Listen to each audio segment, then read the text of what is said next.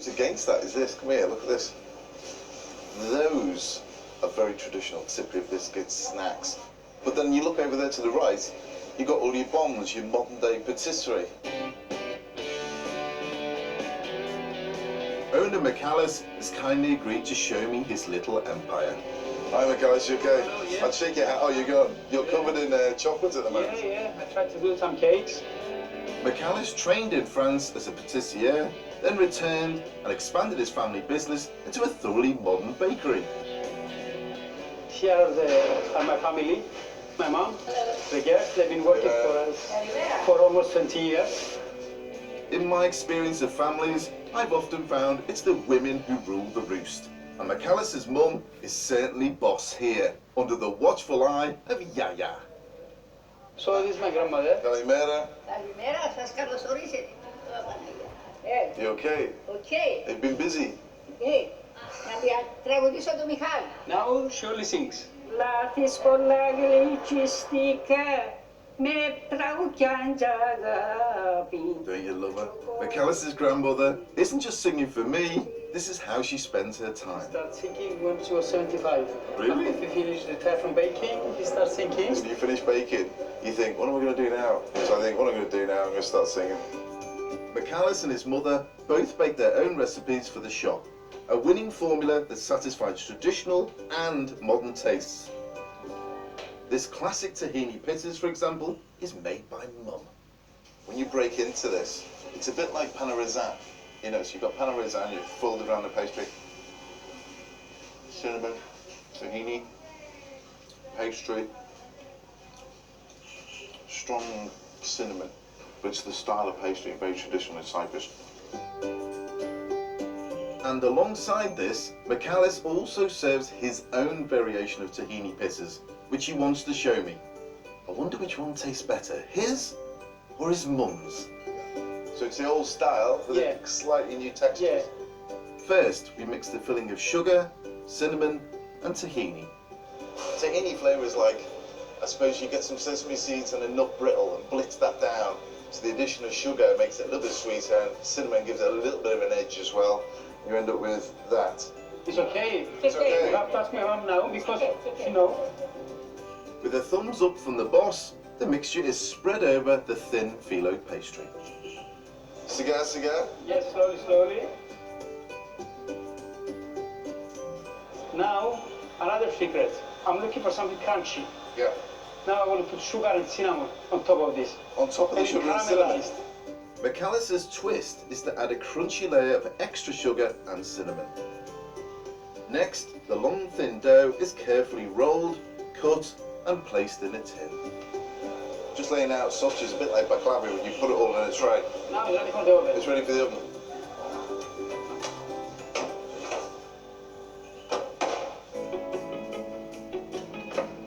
After an hour in the oven, the tahini pitas are crisp and golden and ready to be doused in syrup.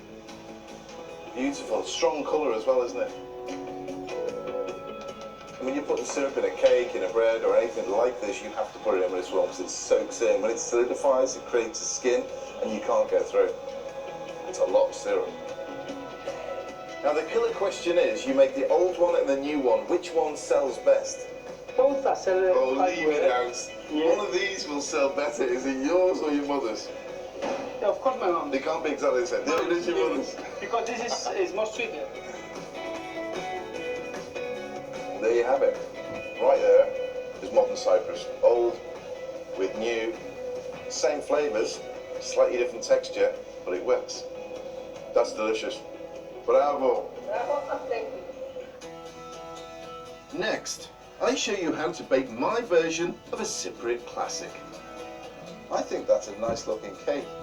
And I discover phyllo pastry being made in an extraordinary way. I love watching an artist at work doing this sort of thing.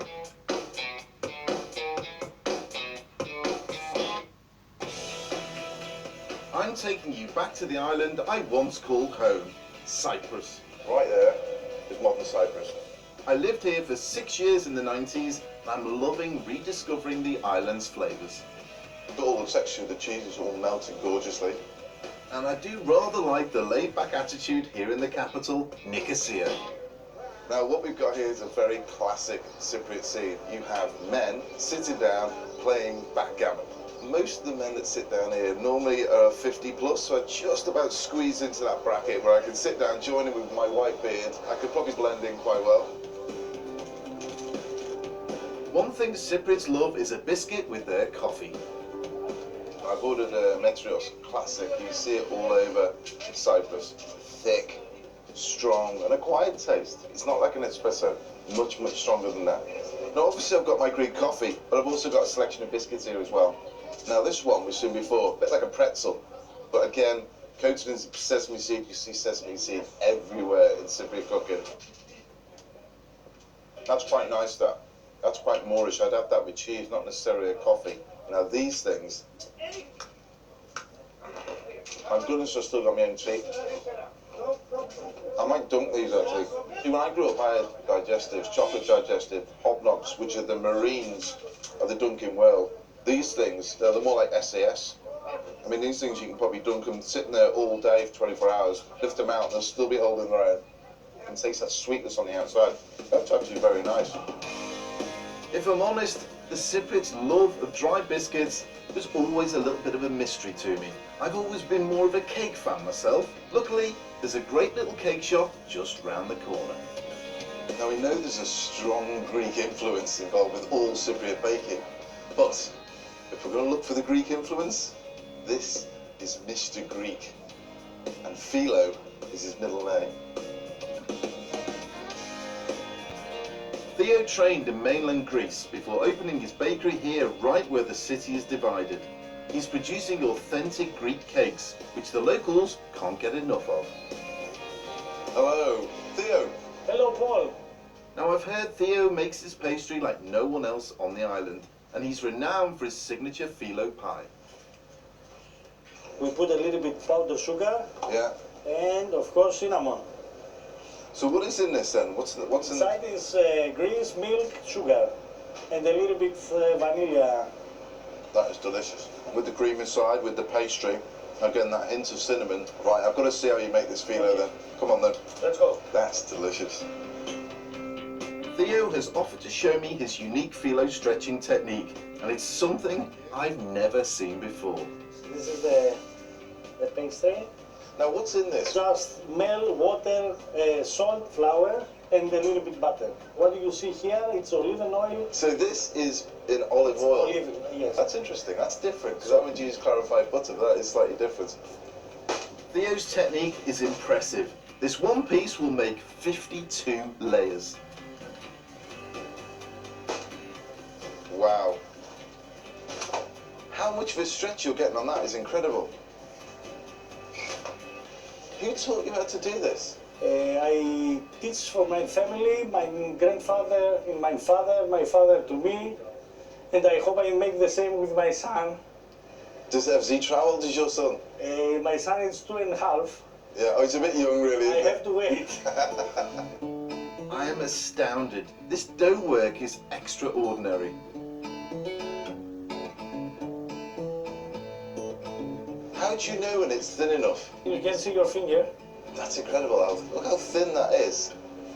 I love watching an artist at work doing this sort of thing. It's a thing of beauty. It's like art. When you see that getting thrown around, it's taking decades to learn how to do it properly. And before you ask, no, I'm not going to give it a go. I'd end up wearing it like a hat. Now for the delicious filling. Theo mixes milk, sugar, oil, corn flour, eggs and vanilla essence to make a custard. While Theo's in there finishing off, he said, come and look around the back. This is fascinating down here. Theo's bakery backs onto the actual divide that splits the city in two. Now this is the buffer zone. The buffer zone is a deserted area running through the city.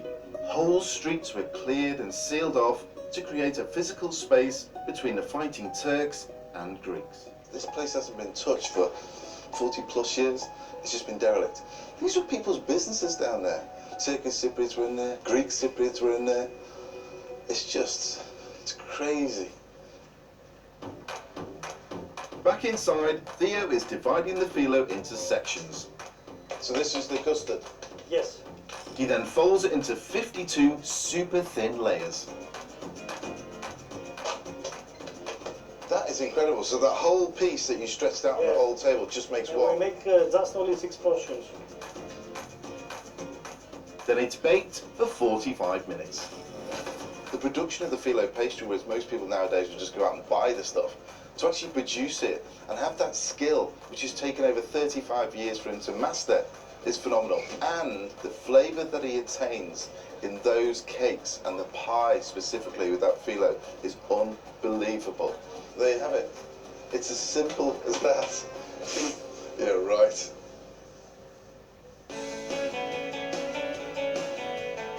My friend Athena has invited me round to her house for tea and cake. Nice pad. She's baking me something called shamali cake. Hey, Paul. Hello Athena, how are I've you? been waiting Nice to for see you. Shamali is a moist syrup cake made with semolina and yogurt, and Athena's just taken one out the oven. Oh, it's warm still. Yes, still warm, yeah. Has this been passed down to you, this recipe? This recipe, yes, I mean, my grandmother obviously used to make it. Do you think it's important to keep these recipes alive? Of course. These recipes are just so dear to me. It's all our history and all our influence and all our culture that comes out in our sweets and baking. I totally agree. So, are you ready for some shamali? Yes, please. Right.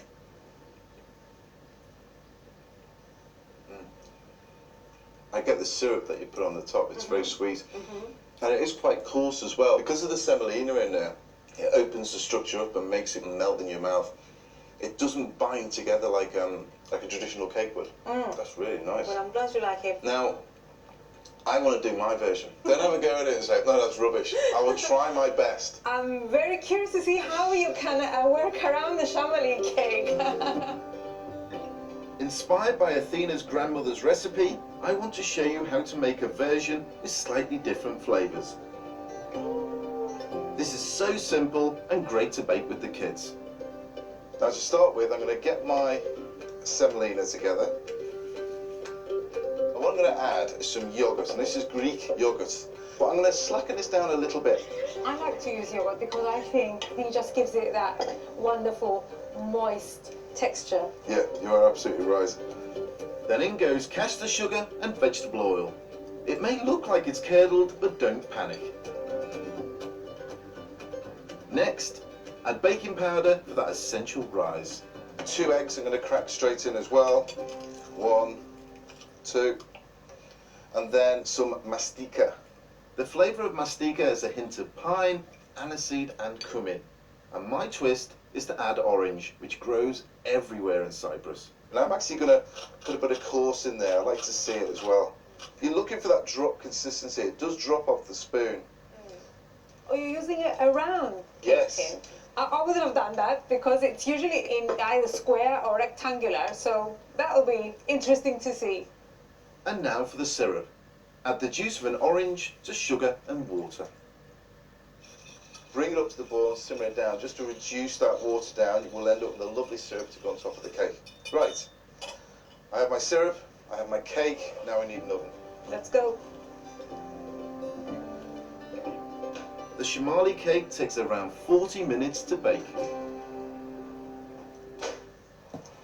Okay, here's my cake. Right. So what I'm going to do is cut this into portions. I've cut a few cakes in my time, I tell you. Now for my orange infused syrup. Ooh, the orange smells nice. It should do. Now that just drives down. It's going to soak all the semolina, which is going to be sitting inside that cake. And then pistachios again. These are very Cypriot, all over the top. I think that's a nice looking cake. I'm going to see if I can release. Oh, I think I've got it. You've got it. Wonderful. There you go. Thank you. Now, Wow. you can be as honest as you like. Remember, I'm in competition with Athena's grandmother's recipe here. It's a twist. It's a twist. It's a twist on what you. You're not convincing me there. No, it's lovely. It's lovely. I like the idea of making it into a round cake and cutting it into wedges. Yeah, definitely a winner. Definitely a winner. Now we've made the cake, we need one more thing with it. What's that? Do you have any tea? Tea. Yeah, I might do actually. Yes. Let's go back. Yes, go. I think a cup of tea with a cake. You can't go wrong. Oh. Coming up, I'm going to show you one of my favourite breads that's been made in the same small village for decades. This is bread making in its purest form. And I rediscovered my much-loved Cypriot late-night snack. The smell is just killing me.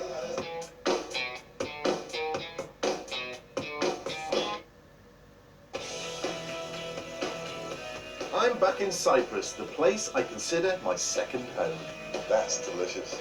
And I want to show you the island that I love and the places that tourists don't see. This is fascinating down here. Next, I'm heading west out of the capital Nicosia to a traditional roadside shop that sells one of my favourite bakes. Now you can't come to Cyprus without checking out Cypriot village bread. It is incredible and very, very different. I discovered this rustic bread when I lived here, and apparently each village has its own ancient recipe.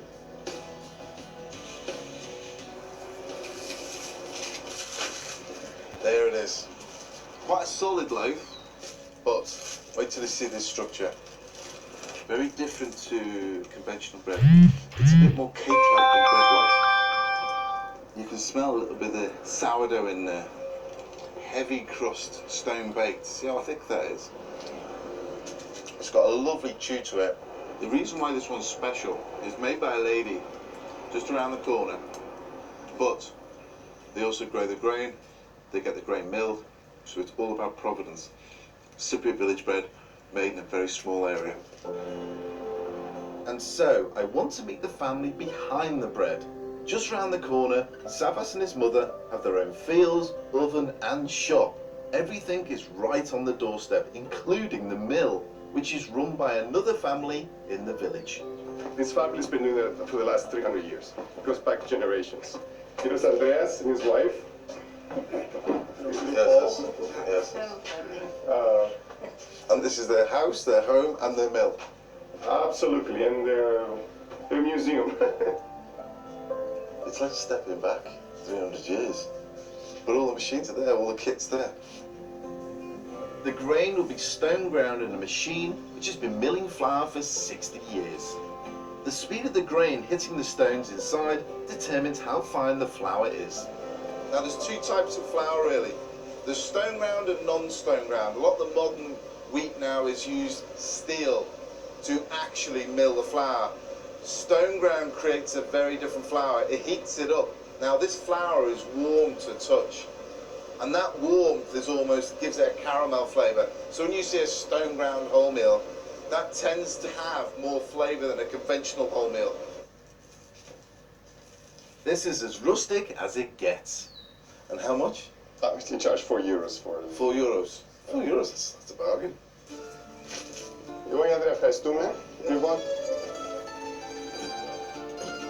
Now Savas has taken me to his house where, no surprise, his mum is in charge. She's been baking bread in the same oven since she was a child. Marula and the family make 50 loaves of authentic village bread a day, which they sell in their own shop. Your recipe is farina, Ναι. maya, Σιδερένο, Salt. προζύμι. She's located the local flour, the yellow flour that goes in there, and sometimes use fuscari, which is the bran on the outside as well. Again, that gives it flavour and colour. But then you have a little bit of yeast in there, and then sourdough to rise these to give it the flavour. This particular style of bread actually started in Egypt around 2,500 BC, so it's now 4,500 years old. And we're talking about Egypt, which is 100 miles from here, nautical miles straight across. You can see where the movement of bread making has come. Always put your big loaves in, which are going to be longer, right at the back, and then start building your little ones to the front. That's the only key with an oven like this. Wow.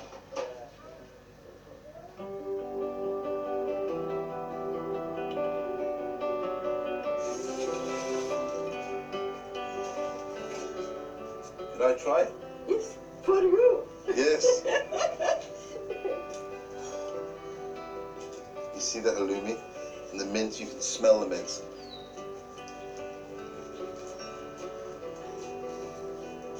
Bravo. over here. That is very, very good. You have a little tang of sour, really crispy, beautiful sesame seeds, then the halloumi and the mint together. And the whole thing is delicious. Coming here from England in my late 20s and discovering rustic bread like this blew my mind and changed my perception of baking forever. This is how we made bread 4,500 years ago. Absolutely nothing has changed. The technique, even the milling process, this is bread making in its purest form. Back in the capital, it's nightfall, and one thing I've noticed about Nicosia, it's now a 24-hour city.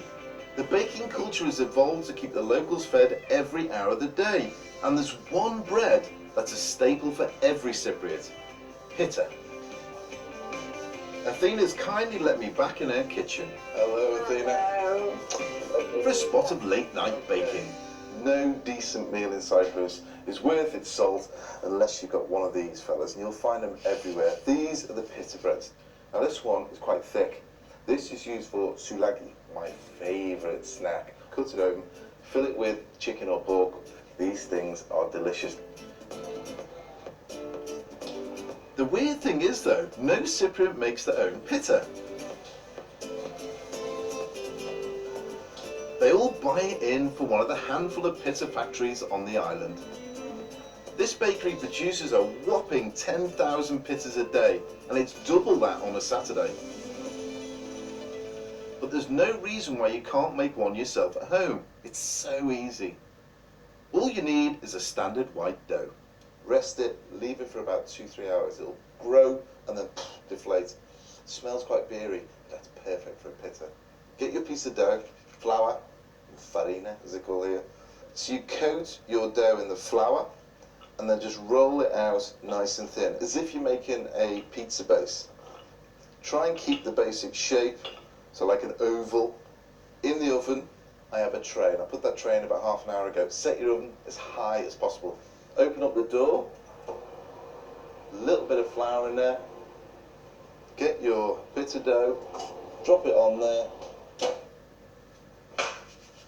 And what happens in the oven is, gravity holds the base, and then the top half pulls away. The yeast has been forced to grow, which creates steam inside a pocket, and it grows, grows, grows, and it'll look like a rugby ball.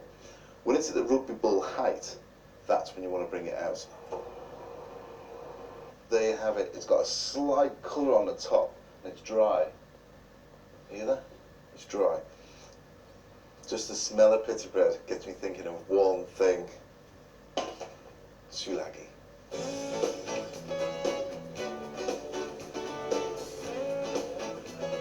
At home, kebabs are often seen as a drunken mistake. Here, Cypriots will eat them at least twice a week. For me, it's more like once a day.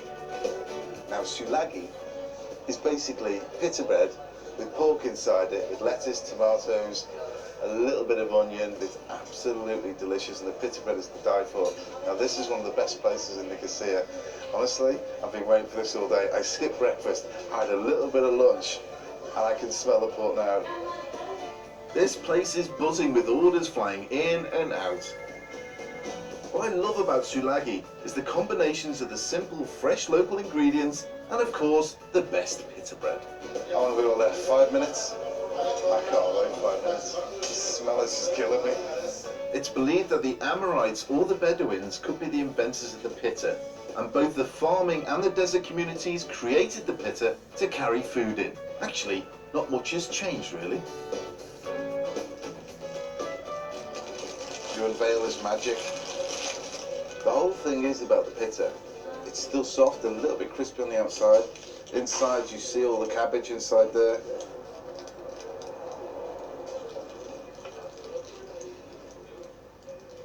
There's no polite way of eating it. It's a massive sandwich, and it's good for you. It just takes me back, you know? I always fancy something sweet after soulagi, and down the road, there's just the thing. When did you start making them? My family starts since 1965. Mrs. Cariaki and her husband work from 3 in the afternoon to 10:30 at night, making donuts. like balls called leukomades, millions of them. Let me come round, hang on, let me come round. What are the ingredients? Farina, flour? Only farina and water.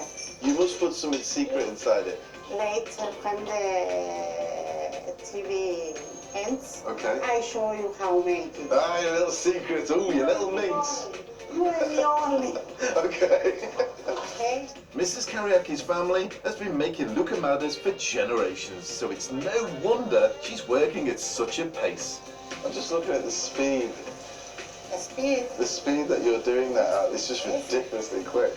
Is this your husband? Yes, my husband is still training after 30 years. Still training.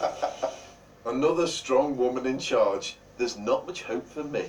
I've made thousands of donuts, but nothing quite like this. And then this is all going to go pear-shaped and she's going to shout at me. Oh, that's tight. Okay, it's enough. It's good. I'm always up for learning a new technique, but this could get messy. Here you push it. Take the pastry with 2 fingers and push it. Oh, sorry, 1, 2, okay, 3. so it's just a 2. It's easy, it's easy. Oh, yeah. You make so difficult things. Push. I can't. Okay, a little bit come out. There must be an easy way than that. Cut it now. It won't come through then. Oh, that's just ridiculous. It's trying to master it. For the first time. I reckon another day and I'll be up to speed. So these are your fresh ones here, and these have got the syrup on. They have syrup. Can I try one? Yes. Once fried, the leukomades are covered in rosewater syrup and cinnamon. Honestly, these taste amazing. A bit like a fritter, a bit like a donut. It's just juicy. That's the best fun I've ever had of being absolutely terrible at doing something. Come on, you carry on. Leukomades actually look simple enough, and I've made loads of donuts, but that is just ridiculously difficult. Coming up, it's time to leave Nicosia and head back to my old hometown of Paphos, as my friends there have organised a reunion party just for me. It takes me back, it's really quite weird. And they've asked me to make a bread I was famous for. Thank you very much for coming, guys. Thank you.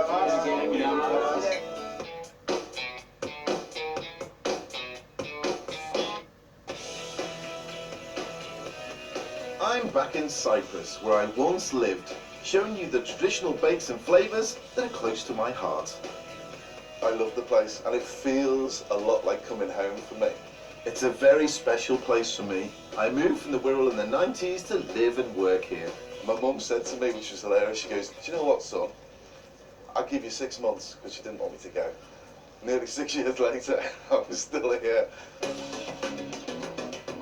This is my old stomping ground. Paphos is totally different from the capital Nicosia. This is where the tourists flock to soak up the sun and where I spent a lot of my time. I come back sometimes twice a year back to Cyprus. I always come to Paphos to have a look and see what's changed. They don't really build up, they build out. But the old town still remains the same. There's one place in Paphos that hasn't changed for years and holds great memories for me. It's the local church. This is a World UNESCO site. It's ancient. You have mosaics here. This is one of the oldest Christian churches in the world. But besides that, it's actually where I got married. Alex and I met here when she was a scuba diving instructor. Had a good party afterwards, I'll tell you that much. And the rest, as they say, is history.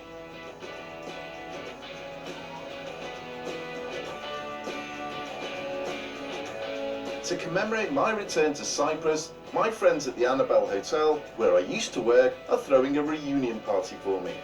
They've asked me to bake a bread that I was once famous for. I can't wait to get back in the kitchen. I used to come here at night when I was really hungry just to see what was left after service. Yeah, come here. Yeah, look at that. I'll only open it quickly. See all those little puddings and everything there. Oh yeah. Oh yeah. This has changed slightly. This used to be all open plan. This is where I worked. Doros! How you doing, mate? You alright? Doros is the hotel's head baker, but I trained him. He knew Cypriot baking, but European style he had to pick up. These are nice. They're lovely, them. You sure they're from there? Yeah. One strand plait? Yeah, it's good. It's impossible for me to be in this kitchen without doing some baking myself. Right, ready for action. It's weird wearing whites and being in the Annabelle kitchen, but I've got something to show you, it's amazing. This, I wrote a couple of recipes in for my baker here years ago. Look at this. September 1997. It's bizarre looking at it. It's all there. Wow. Out on the terrace, friends have gathered for the reunion dinner. They've asked me to bake an olive bread I created back in 1997, which they say they still serve at the hotel today. And just like old times, Doris is helping me out. Now, I've decided to keep it very much Cypriot, very traditional bread as well, actually. I'm going to make an olive, onion, and coriander bread.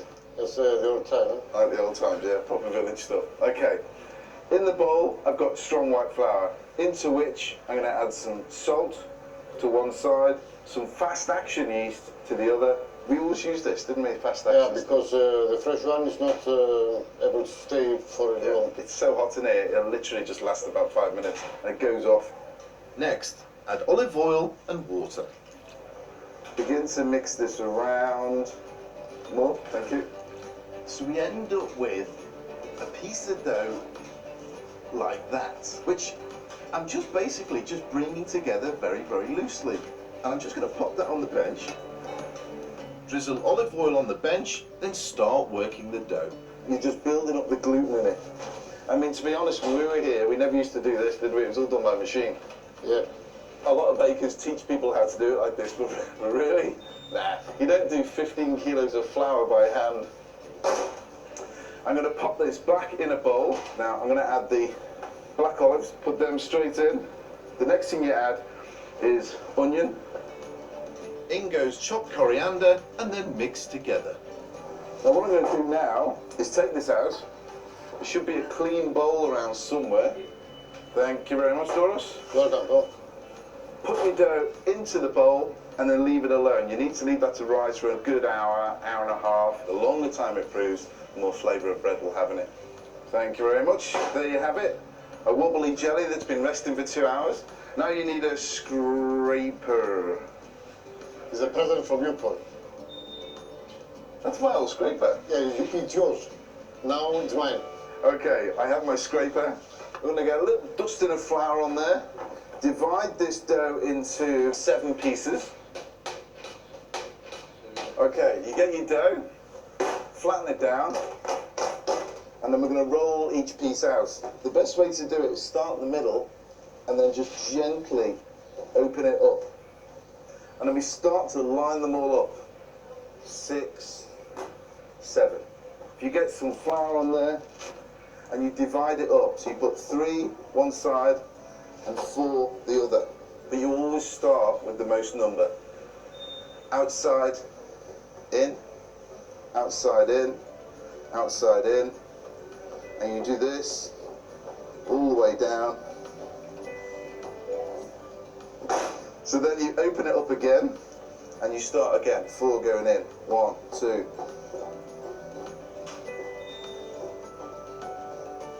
And there you have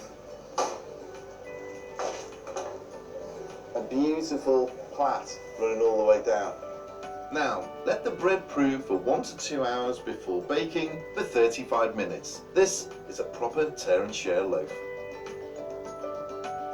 That is how the bread should be. Nice and golden brown, and it will taste absolutely divine. Cheers, Doros.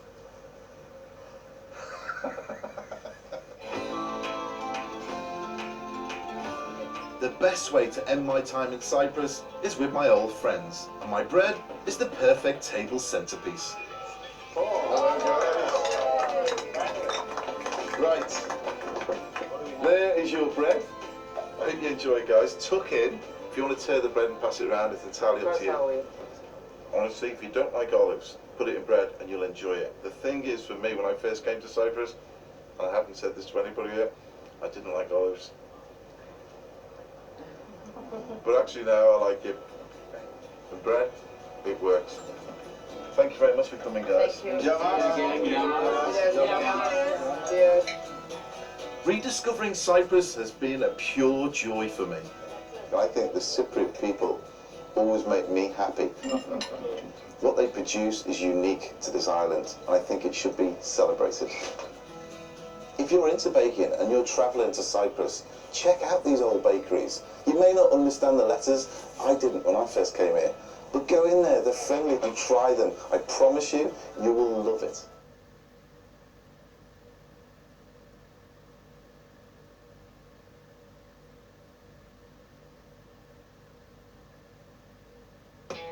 I'm visiting the baking capitals of the world, uncovering the tastes, traditions and the recipes Look at that. of the world's best baking cities. I love coming into bakeries.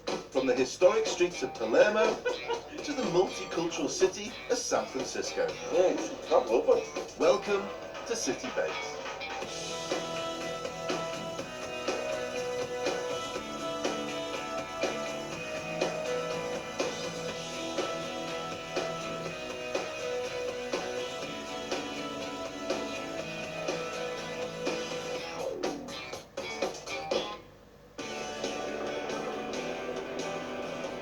City Bakes sends me to the most beautiful places in the world, and this is one of them, Bergen in Norway. This time, I go foraging in the fjords with one of the city's top chefs, and we cook up a storm with our catch of the day. There's something quite earthy, isn't it, about cooking outside? I discover the traditional bakes of the city. That is delicious. I bake my Norwegian Christmas bread. You can see when you look at that, every little piece has a raisin in it. And I'll show you how to make this luxurious cake with sponge and macaron. Welcome to my City Bakes adventure in Bergen.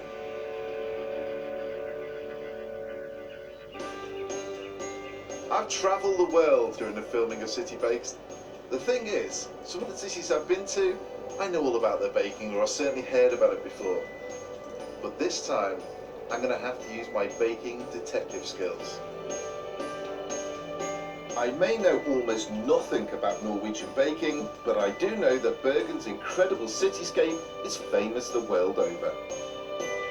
It sits on the southwest coast of Norway, and despite being the country's second city, it has a population of just 270,000 people.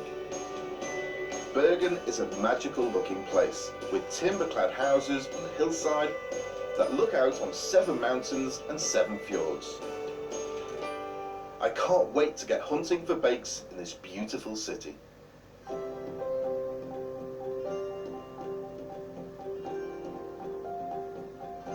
It's a cold morning in Bergen.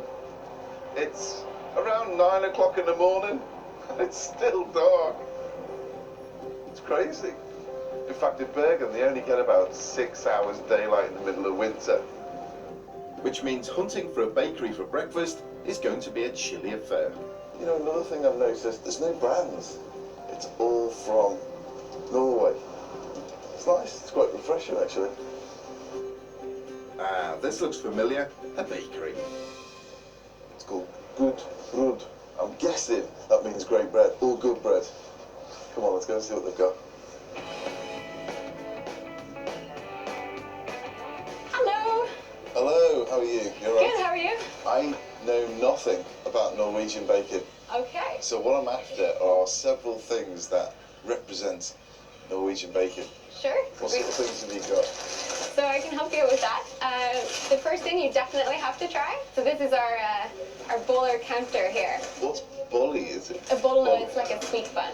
A bun? A sweet bun, yes. So this one is the cinnamon bun with sugar, and it's a traditional bun to Bergen. It seems that boller could be many things. You may as well just pile them all up on there. We'll make a bigger bolly tower, shall we? This one with the coconut is called the skolebolla, and it's the most popular one with all of the kids. Yeah. And you see them come in after school, and they're yelling bolla, and their parents are dragging them over to the counter. They are so popular, they make 12 types of boller here, using different doughs and toppings, from blueberry to chocolate, but nearly all of them have cardamom. What is in the bread then? You can actually talk to Philip, because he's the baker. Philip. Hi. Nice to meet you, I'm Paul. Hi, Paul. How you doing? Hang on, that accent. You're I'm not English. you're English? Okay, fair enough. My wife's Norwegian. Okay. The bolla is white flour, sugar, oil, and cardamom. Cardamom, okay. So we don't use butter, plus we're organic, and we make everything by hand. So buns are a big thing in Norway? Oh, yes. I couldn't possibly eat all 12 bollers. I'll just try 9. Let me have a look. I can smell the cinnamon. It's a bit like a slightly skinnier version of the Chelsea bun, but without the raisins. Summer boller. There's some right in the middle. Anything with creme pâte is a big tick for me. What was really odd, I didn't expect to see the strong white, light, fluffy bun idea in Norway. I was expecting to see a lot of rye bread, so this is like a breath of fresh air. Now this one, the skoleboller for the kids, because it's got loads of sugar in it. So you've got coconut, creme pâte. That's my favourite. What you've got here is Danish pastries, but made with a soft, sweet dough. Denmark is just a ferry ride south from Bergen's port, so it's not surprising to find their cakes adapted here. The boller are a good start to uncovering Bergen's baking, but I feel I have a long way to go yet. Normally when you travel in Europe, you go to any city, this bakery is pretty much at any corner. But here in Bergen, I've had to travel to the edges of Bergen to find another bakery. Now this chain is the biggest chain in Bergen. But what gets me is, it's so cold. I've got about 8 layers on and I'm feeling it. My feet, my little pinkies, I can't feel. I feel they're going to snap off in a minute. Further around the bay is the warmth of Baker Brunn. This family-run business does have a few branches around the city, but this is their newest. Hello, Gunnar. Hello. Nice to meet you, Paul. Welcome to Baker Brunn. I'm told the owner, Gunnar, can shed some light on the history of Bergen's baking. He too has lots of boller, but there's something else that's caught my eye. What is that cake at the back? We call them white ladies. White ladies? Yeah. What's in that cake? A sponge, cream, jam, and covered with marzipan, and it's decorated. This name of this white lady is special for Bergen. This sounds like a promising find. I can't eat all that. And that's for us too. The name comes from Kaiser Wilhelm, who visited Bergen many times. It was back in the 1900s when the German Emperor Kaiser Wilhelm visited Norway and saw this cake. He thought it reminded him of a ghost of a white lady he had seen in the castle. But I ain't afraid of no ghosts. That is so nice. It's a really light sponge actually, but you have the macaron which is slightly chewy down at the bottom, so you've got cream, you've got jam, you've got sponge, you've got marzipan, you've got macaron, and it's much lighter than you think. That is delicious. I mean, really, really good. With a local cake this good, why isn't the city full of bakeries? In Bergen, 100 years ago, we had something between 50-60 bakeries in Bergen. Well, there isn't that many now. Now it's 5-6. Before Norway discovered oil in the 1960s, it was one of Europe's poorest countries. But as it got rich quick, the old baking became unfashionable, and in Bergen today, only a few remain. The main bakeries are owned by the supermarket chains. Our future will be to be better than the supermarket chains. Yeah. To be more individual rather than just bringing in the mass products. You're making individual things. Yeah. Do people at home bake? Yeah. Or do they do bake? They do bake home. I suppose they have to. They like to bake also because of this good smell and freshness and for the kids. So it's popular to bake at home. It's a bit sad that this city has lost so many of its historic bakeries. But looking for home baking sounds a good tip-off. But right now, after all those cakes and boller, I need a bit of fresh air. See that up there? That's the top of Mount Floyen. We've got the perfect day for it, so it's a good time to go up and view Bergen. The city is known as the rainiest in Europe. Today may be the best chance to see its beautiful scenery. About a decade ago, it broke the record for the most consecutive days of raining. 85 days. That's nearly 3 months solid of rain. Coming from the Wirral, I'm used to a bit of rain, but that's ridiculous. So before the heavens open up again, I'm headed up to look at the view. One return, please. The track curved round, and it's just literally been chiselled out the side of the mountain. Despite being a country full of mountains, this is the only funicular of its kind in Norway, running daily for nearly 100 years. So you've got people that live in all the way up Mount Floyen, and it stops off periodically at stations so people get on and off. So it's transport, it's not just a tourist thing. Just 5 minutes later, I'm at 320 metres above sea level. Wow, have a look at that. That's one view, isn't it? Straight out to sea there, and then you bank round. Look at it, it just goes on and on and on.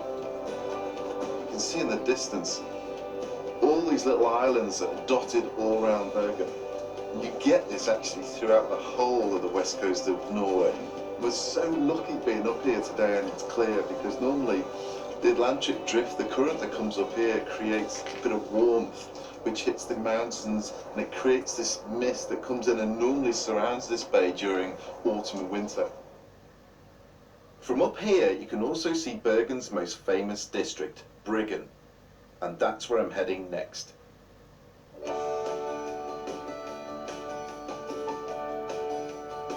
This was once the trading port and the heart of the city, and dates back to the 1100s. It's now a UNESCO World Heritage Site with restaurants and shops for tourists to explore. But it's been burned down at least 3 or 4 times in the 1700s, 1800s and 1900s. But it's been rebuilt exactly how it would have looked all that time ago. But look at the way it's leaning. Look at that one. They're all like leaning against each other. The floors must be like that.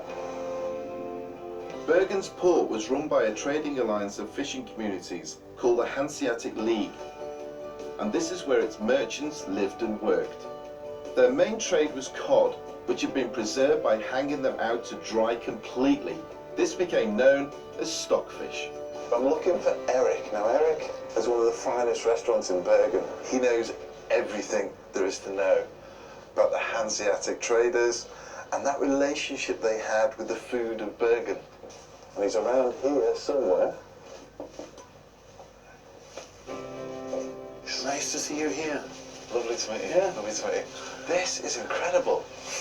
You know, this was the center of trade in Bergen from the early 1100, and then you have this period with the Hanseatic. Yeah. Came here like 1340, Yeah. and we're here for a mere 400 years. Oh, is that all? Yeah. I want to wander down here because Yeah, what I saw on the way in, I think what most people don't see are these little windy paths. Yes. It's like stepping back though, isn't it? Straight It is. away. Well, this is the centre of it, wasn't it? Yes, Bergen probably wouldn't be here as a trading city today if it hadn't been for the stockfish. It was 80% of the export from the Kingdom of Norway at the time, which is far more than the oil is for us today. Yeah. This was really big. Eric is so passionate about keeping Norway's stockfish heritage alive that he keeps it on his restaurant menu.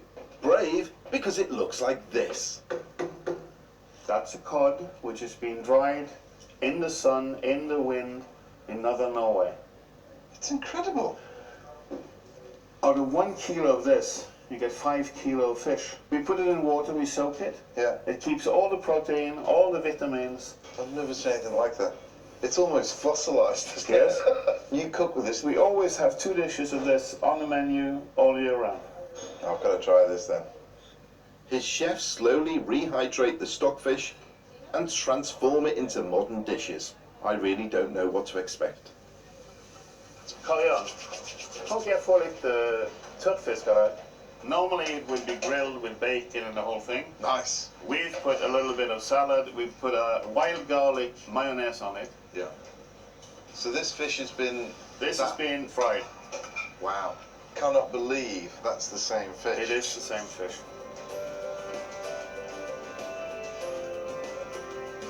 absolutely delicious. That's nice to hear. I cannot explain to you the flavour. It's beautiful fish. It's surprisingly tender, with more flavour than fresh cod.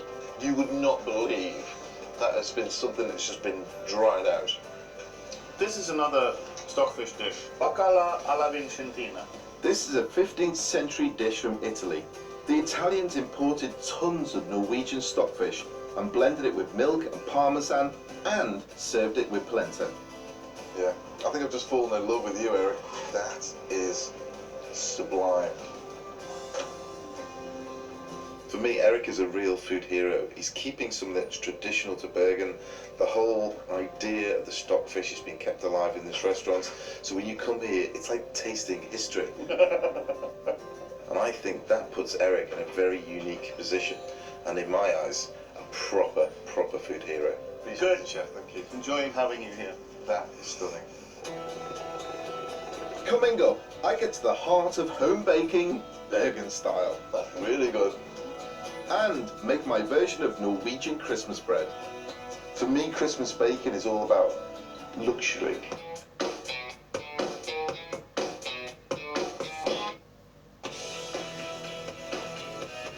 I'm being a baking detective in Bergen in Norway. I don't always like heights, but offer me a helicopter ride and I'm up for it. Ingvar. Hello, Paul. Nice to meet you, buddy. How you doing? All right. Good. Right. We're flying in this. Yes. Now, the weather's not perfect. It is. It's a bit cloudy and it's probably about 500 feet. It's not very high, is it, the cloud? When it clears up, if it comes more rain, it clears up the fog. So the rain clears the fog? It usually does. If he's game, so am I. Ingvar regularly runs tours, and in a landscape with so much water and mountains, helicopters are the perfect way to get around.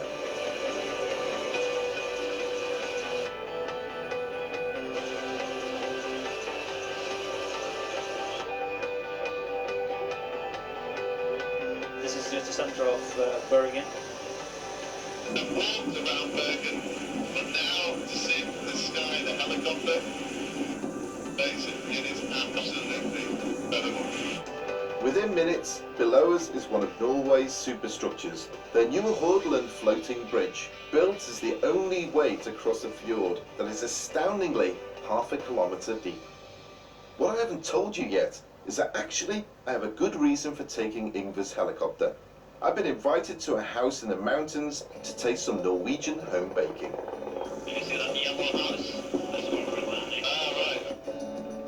We are landing at Øvre Id Farm on Jordal Lake. Great place to live.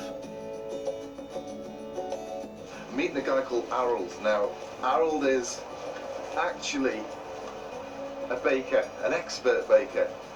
So I'm here to learn a little bit more about what Norway bake at home. Look how cute is this? Picket fence. What? It's like Little House on the Prairie, isn't it? I'll change my name to Jim Bob. If it helps. I'll just leave the helicopter there. I'll pick it up in a minute. Hello. Hello. Lovely to meet you. It's nice to meet you too. Welcome. Thank you very much indeed. Until 1990, Harald's family had a bakery, but like so many others, it closed. So he now hosts baking workshops here on his farm. There's not many bakeries in Bergen. No, unfortunately, that's correct. And I think one reason is that a lot of people, they do their own bread cakes at home. So my grandfather, he said it already in the early 30s, that it's very difficult to run a bakery here in Norway. Why? Well, the housewives, they do it very well at home. Home baking at its best will beat any professional baker. Well, we have just come to a perfect time to see with Christmas baking, and they do it here up in the barn. You have a lot of traditions about baking at Christmas.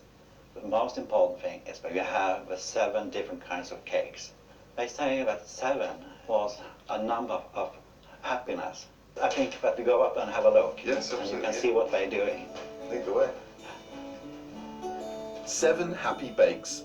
Who am I going to find baking them? Snow White's dwarves? Thank you, I'll see you in a minute. Yes, bye.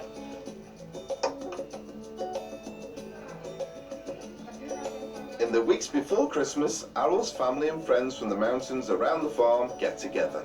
Isn't this brilliant? All the mothers with the kids and the baking cookies. I need to get involved. Making 7 types of biscuit is quite a job, but coming together to bake makes it fun. Hello. Hi. Hello. So this is very traditional to do at Christmas time. Yes, and do it with all your family and friends. It's not Christmas until you start baking. Oh, it's great. So what do we have here? Cookie Man. Cookie Man. The children's favorites.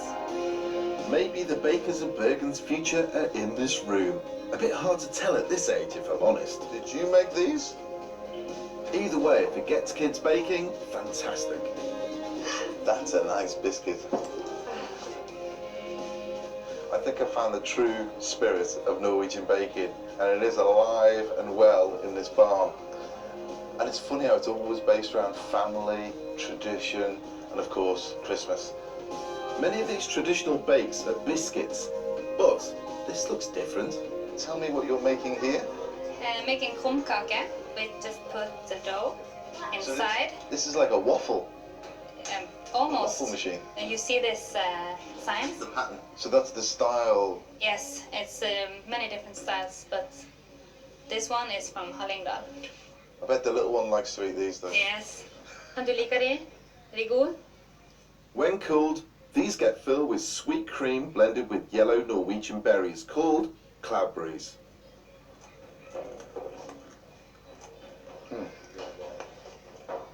That's really good. You got the sharpness coming from the cloudberries. Yeah, it's a little bit of Little bit of bitterness. Yeah. And then the sweetness coming from the cream. And then a beautiful, almost caramel flavour coming from the, what essentially is a wafer. And this traditionally is Christmas. This is one of the traditionally 7 sorts. So the tradition of Christmas is to have a minimum 7 different types of biscuit in every household. People come round. There's biscuits to be given out. Yeah. What sort of bread would you make around Christmas time? We will use the Christmas bread. Bread made with beer, and you have a lot of raisins in it. This is it. It's a weighty fella, isn't it? Can I have a quick look? Yes, you can. This is one of Arul's grandparents' recipes and dates back to the 60s. It's full of fruit and warm spices. It's beautiful. It is a bit like eating a Christmas pudding. That's what it feels. That's what it tastes like. That's what it smells like. It is like a Christmas pudding. I'm feeling inspired to bake. Arul's kindly shared his recipe so I can show you how to make my version of his Norwegian Christmas bread. Ground cloves, ground cardamom, and ground pepper. Got quite a lot of ingredients in there, but it's really worthwhile sticking to it because you end up with something that tastes amazing. It's a dough leavened with yeast, but made magical with all those spices and fruit. Start with flour. Over here in Norway, I'm finding it really difficult to get hold of strong white flour. If you can get strong flour, use the strong white flour. You'll end up with a better loaf because of it. Then I'm going to add some butter. I'm just going to crumb this down slightly. Take time doing it. You don't want lumps of butter all the way through the dough. Once it's broken down, add sugar, fast action yeast, and the spices, cardamom, and a pinch of clove to add a kick and a touch of pepper. For me, Christmas baking is all about luxury. It's about that high-end things. You're dealing with things like fruits, your butters, your sugars, and all that in one cake or bread. That's what Christmas is all about. A teaspoon of ground star anise and a bit of salt will help bring out the spice flavours. Now beer is what really makes this loaf special. This is actually Vorterol, which is it's basically alcohol-free beer. You can add normal beers, stoutwood way, pilsner, lager, anything you want. It's to give it a little bit of a hoppy kick. Then in goes a splash of milk and bring it all together. Now what I'm doing at the moment, I'm just stirring around the bowl and manipulating this dough, because what we've got here is a ball of dough now that's come together quite quickly. What I'm going to add to this now is a huge amount of raisins. The raisins go straight in. Get your hand in there. Let it pick up all those beautiful plump raisins. Take your time doing this, because what you're doing is building up the gluten in the flour. can see when you look at that, every little piece has a raisin in it. That is why it takes a little while to prove up. Rest the dough with a tray over it like this and give it a good long prove, around 4 hours. Look, see the dough's risen? It smells amazing. Here's my tray with my baking parchment on it.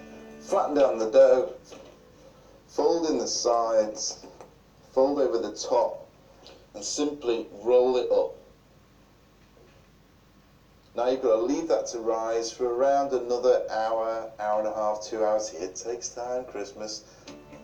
After rising, bake for 45 minutes. You'll end up with a glossy brown loaf. There you have it, julebrød, Christmas bread. You've got that rich, dark colour. It smells of Christmas with all those spices in. Look at the volume of raisins in there. Now there's only one person I know who can try that, and that's Harold. Hope he likes it. There we go. It looks very nice. I want you to try a little bit of it with some of the, obviously, Norwegian butter. So how was it? Do you like it? Yes, I like it very much. Oh, fantastic. Thank you. That was a bit of relief for me. I know you call it waterbrød. I'm going to change it and call it julebrød. It's Christmas bread. Yes, but we say julevørterbrød. Julevørterbrød. Oh, you know, you're speaking fluently Norwegian. Fantastic. Thank you for inviting me here. It's a pleasure. Have a great Christmas. Merry Christmas. Thank you. Coming up, I go foraging in the fjords. And match our catch of the day with my simple stone-baked flatbread. You can't get this anywhere else. No.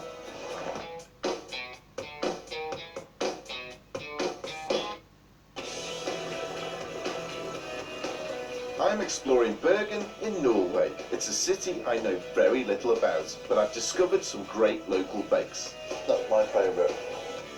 From a lavish historic cake, it does look amazing, to family baking traditions. That's a nice biscuit. Last night, I ate out at a famous local restaurant. Chef Chris Hattoft has become one of the city's most creative chefs, foraging for his ingredients from the fjords. Yes, sometimes I do eat a meal without the cameras on, and the guy's food was unbelievable. For him, it's all about sustainability, foraging. Today, I'm going to find out a little bit more about what it's all about. Chris calls his food neo-fjordic cuisine. He is allowing himself to be inspired by what the pristine waters around Bergen can give up for his menu. He goes diving for mussels, for oysters, and all the food that he uses in his restaurants comes from areas all around Bergen. Chris has asked me to spend an afternoon with him, gathering seafood in his favourite fjord. Look at that.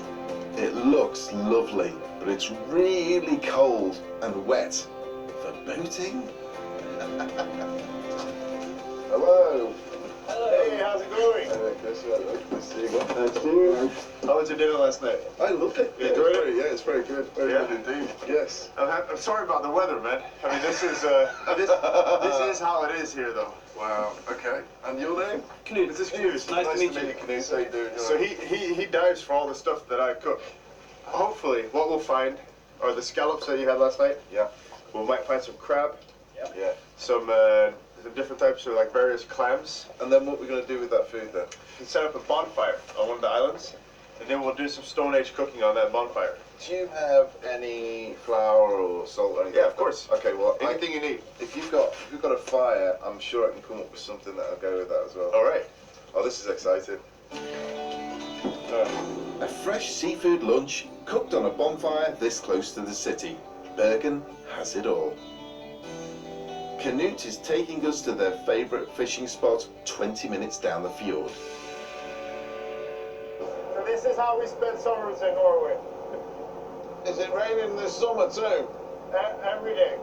That's the beauty of it. It's just always raining, so you don't really even care. Why? I don't know, we don't ask questions about it, we just accept it. Chris's restaurant ethos is to avoid buying in ingredients like turbot and lobster from afar, because these fjords all around him are full of equally luxurious fish and seafood. It sounds very pretentious, but it gives a lot of meaning to what we do, and by us caring, people care back. It makes perfect sense.